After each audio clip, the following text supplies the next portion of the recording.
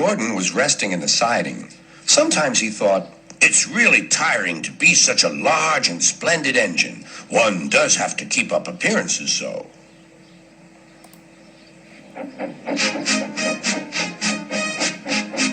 Beep, beep, beep, beep. Hello, lazy bones, whistled Henry. What cheek, spluttered Gordon. That Henry is too big for his wheels. Fancy speaking to me like that. Me, who has never had an accident.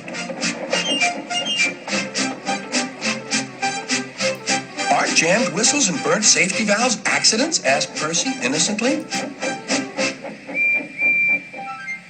No, indeed. High spirits. Might happen to any engine. But to come off the rails like Henry did, well, I ask you, is that right? Is it decent? Then it was Henry's turn to take the express. Gordon watched him getting ready. Be careful, Henry. You're not pulling the flying kipper now. Mind you keep on the rails today.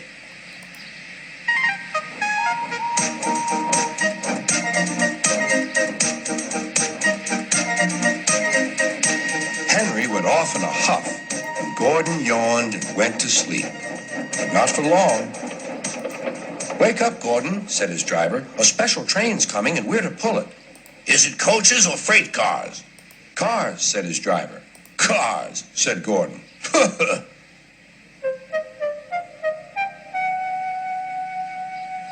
Gordon's fire was slow to start, so Edward had to push Gordon to the turntable to get him facing the right way. I won't go! I won't go! Grumbled Gordon.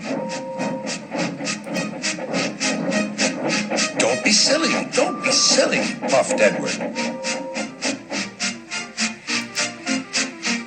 At last, Gordon was on the turntable. The movement had shaken his fire. It was now burning nicely and making steam. Gordon was cross and didn't care what he did. He waited till the table was halfway round. I'll show them, he hissed. He moved slowly forward to jam the table, but he couldn't stop himself and slithered into a ditch. Whoosh! He hissed. Get me out! Get me out! Not a hope, said his driver and fireman. You're stuck, you silly great engine. Don't you understand that? They telephoned Sir Topham Hatt. So Gordon didn't want to take the special train and ran into a ditch? What's that you say? The special's waiting?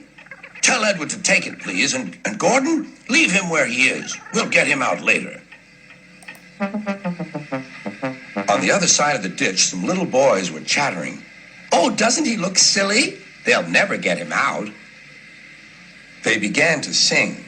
Silly old Gordon fell in a ditch, fell in a ditch, fell in a ditch. Silly old Gordon fell in a ditch, all on a Monday morning. Gordon lay in the ditch all day.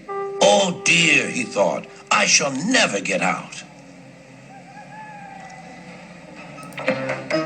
But that evening they lifted Gordon and made a road of sleepers under his wheels to keep him from the mud.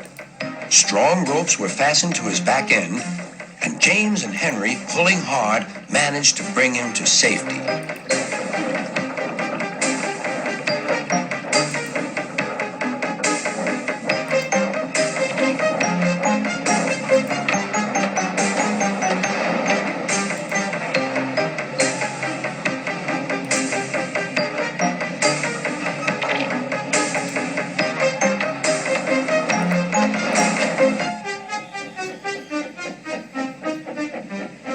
Late that night, Gordon crawled home, a sadder and wiser engine.